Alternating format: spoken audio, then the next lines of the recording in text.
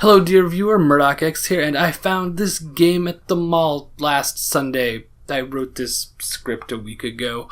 I found this game at the mall a week ago from last Sunday that I found this. It was $15. You know, I almost didn't buy this game twice. That is to say, I went back and forth 3 times before finally just buying the thing. It's a whole thing, but I got the game. And I'm glad I did. My wife says I'm playing too much PS4 right now, and then I need to get back to playing PS2 games for you guys to watch, but I just kind of make videos about whatever I'm playing, and the game's been holding my attention for the last couple weeks. On that note, I didn't make a collection update for the month of March because I didn't play any of the games that I've bought, so I still have a stack of PlayStation 2 games. I have a stack of PlayStation 2 games about yay big that I need to get through. I mean, like 7 of them I'm not going to get through, but you'll find out in the collection update video why.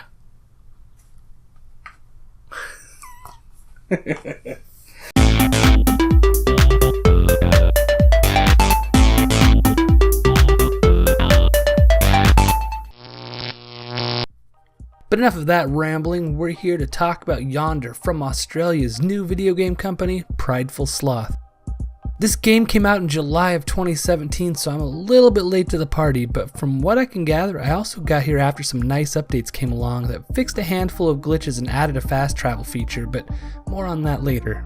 I mentioned in that intro that I went back and forth several times before buying this game. What ended up pushing me into the purchase was the price tag. The game was $15 used at GameStop. After putting the game back on the shelf a second time, I left the store and started looking up prices on eBay and Amazon.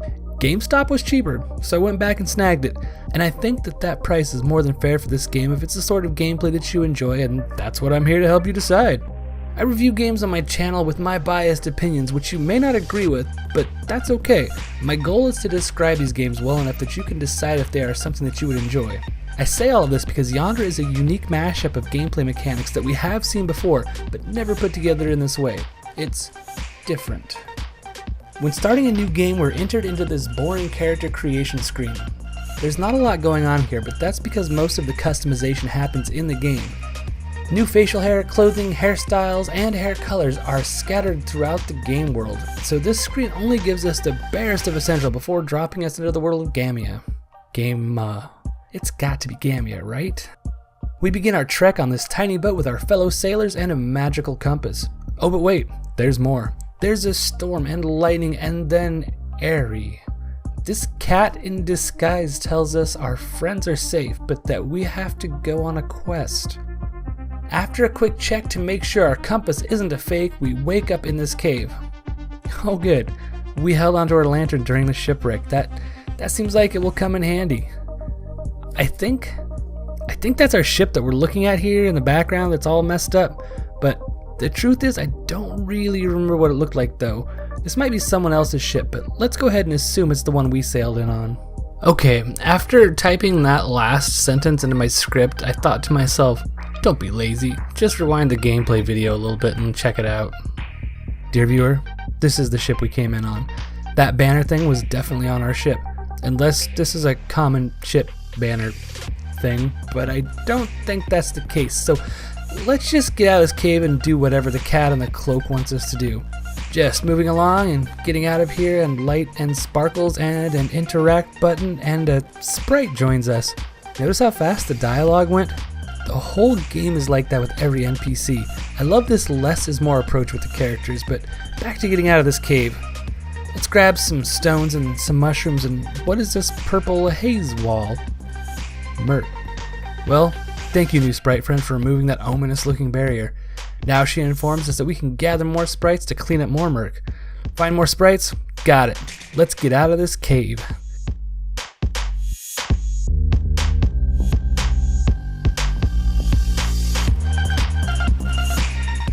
That was awesome. What a simple but cool reveal of the world we're about to explore. Now that I have the freedom to do whatever I want, I think that I'll accidentally walk off of this cliff. Don't worry, it's cool. Check this out. Yeah, we just Mary Poppins'd our way out of that whole mess. This is the first hint that this game lacks any sort of violence. There are no monsters to defeat, no weapons to battle with, no attack or defense stats at all. The clothing that you can find and equip is purely cosmetic. Besides the lack of fighting, there's also no money in this game. Trading takes some getting used to because it's all about matching values with the shopkeepers. If you want an item that's valued at 100, you need to offer up an item or group of items that adds up to that amount. I like this take on trading, but there is a problem that this game doesn't warn us about, and that is the limited inventory space. There are ways to destroy items or store them at your farm, but this ends up being a pain. I have no idea how inventory is measured. When my pack was full, I could still pick up some things, but not others, and when I threw away items, there were still chests I couldn't open. Best guess is that things like clothing items have a separate inventory limit than your crafting items? I don't know. It's frustrating and confusing, but there are chests where you can store your items, so it's not the end of the world. Let's see, we've covered the lack of fighting and money. There's also no swimming. Like the inventory, this is also a little bit confusing. You can cross shallow streams, but not slightly less shallow streams. I don't think you lose anything when you drown, but this is another minor frustration that could have been cured with some stage design tweaks. We touched on it before, but the final thing that this game lacks is voices. All of the dialogue appears in text boxes, but I'm cool with this decision because the NPC chatter is always to the point. You'll never get stuck in some drawn out novella of text about the backstory of the town you're currently in, or of an old lady's favorite cat. Although, there are loads of cats in this game. As someone who enjoys RPGs but is rarely interested in the game plot, this is the perfect amount in my humble opinion. Keep it light and straight to the point and focus on the gameplay, or go the Shin Megami Tensei route and have a grade A plot that pulls you in and then stresses you out with the gameplay in between these moments of story. I think that covers most of the gameplay elements that are missing, so let's move on to what we do have to work with. First up is gathering. The early questing will get our little hero some tools like the hammer, the scythe, an axe, a pickaxe, and a fishing rod.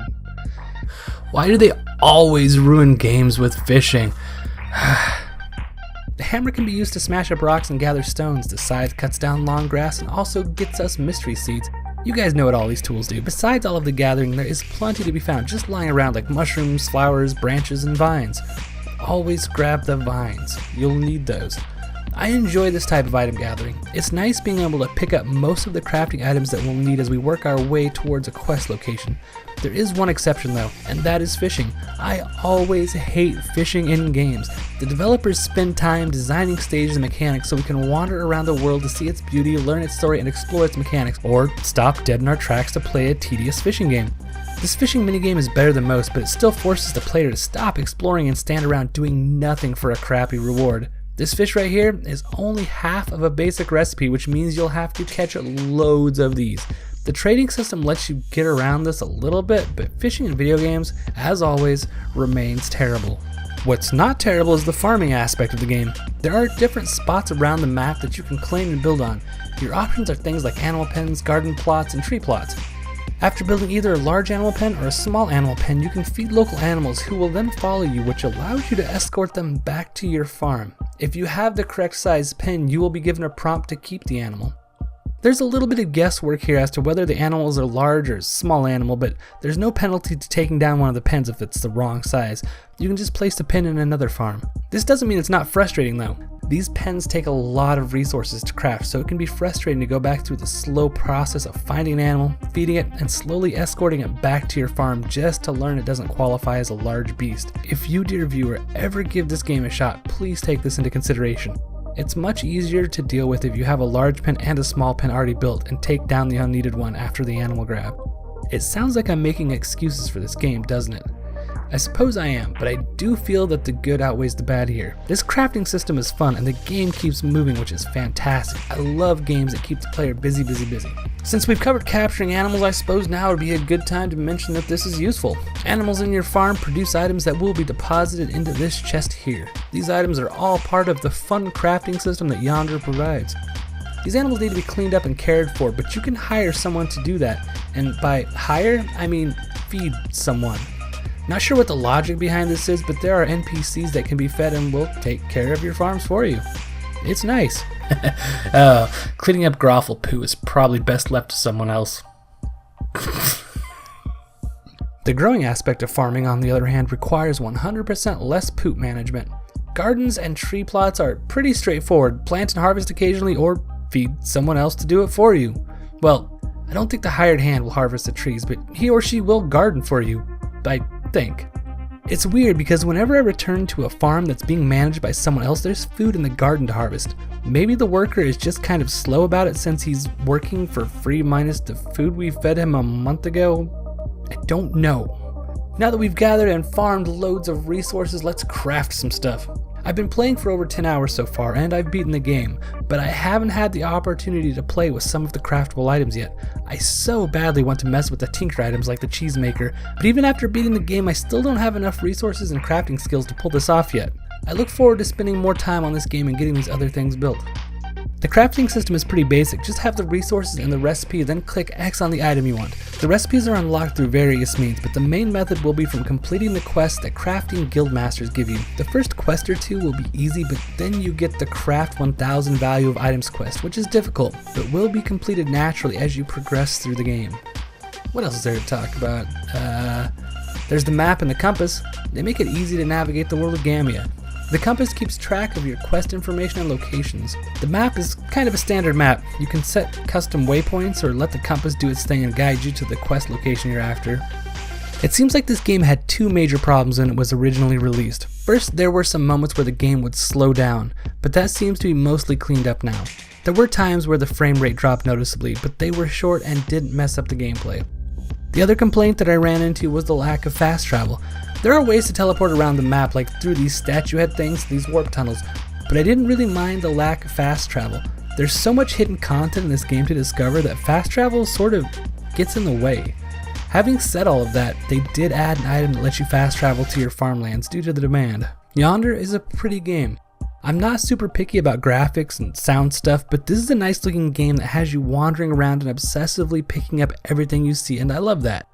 I've been seeing a lot of people comparing this to Zelda Breath of the Wild and Stardew Valley, and I get that. It does feel a little bit like both those games, but I think the Fantasy Life on the 3DS is a better example. I don't know how many people have played that game, but if you have and you liked it, you'll like this. It's a very similar playstyle. I paid $15 for this game and that price is more than fair. There is a signature edition that comes with this sweet coin thing though. So let's break this down with my non-patented MeSRB rating system. Let's start with the bad. It's short. I beat the game in about 9 hours and that was while trying to avoid the main plot missions. Then there's the fishing. I still hate required fishing in games. This one is not as bad as most, but it still rips me out of the game that I enjoy playing so much in exchange for a dull minigame. Then there's the little things. Things like the confusing inventory management system. You spend so much time gathering resources to make animal pens, then go through the frustration of finding and escorting one back just to discover you built the wrong pen. This is not an intuitive system. You know what? Those are all small gripes in my opinion. So let's move on to the good. First, it's pretty. It just looks darn nice. Next up is the NPCs. They only say things that are useful and they do it in as few words as possible. More games should do this. Most importantly, this game keeps players busy. I love this. And finally, let's not forget the farming and crafting. There is so much to do here that I'm still looking forward to unlocking and playing with. What a fun, fleshed out world that I only have minor complaints about, which is why I give this game an 8 out of 10. If you need to have fighting in your games to enjoy them, then go ahead and skip this. You'll hate it. But if you're cool with wandering, exploring, and building, then give this game a shot. I don't know how this game slipped under my radar. I really love this game, and seeing as it's the first from developer Prideful Sloth, I think we can expect big things from them in the future. Also, I love that their company name is 2 of the 7 deadly sins. That amuses me. If you're a Switch owner, this game will be headed your way at the end of May here in the current year of 2018. If you're watching this in the future, I hope you have cool tech like sweet flying cars or something. Enjoy that flying car while you watch these old retro videos and reminisce of the days when Microsoft couldn't name a game console and that brief window of time when loot boxes were still legal.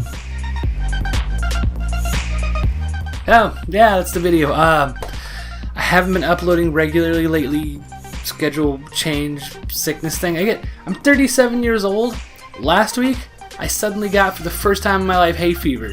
How's that? That's such garbage that you can get like allergies like at 37 years old. I'm so mad about that. So sorry there wasn't like a whole full video last week. There was kind of like a little mini video, but I don't really count it. But hopefully everything's back on track now. I got everything kind of cleared up with my laptop, with my work schedule, and with my hay fever. So hopefully everything will be back on track now. I'm gonna try to keep getting these videos out to you every Thursday because I love you. I don't mean like brother and sister, I mean in love with you. Watch. So subscribe to my channel and hit the thumbs up button and comment and yeah, share it with your friends. I don't think anybody does that anymore. Like, it used to be like share videos on Facebook, but like nobody watches like YouTube videos that are shared on Facebook, and like Facebook does its whole thing now. I've been thinking about putting my videos on Facebook though, because I'm not trying to like make any money off them right now, so why not? I guess, what do you guys think about that? Let me know that in the comments as well. I don't know. I'm thinking about doing that. So that's it. There's a video. Click on it. I don't have anything else to say. San Dimas High School football rules. Okay, that's good. That's good. It is over.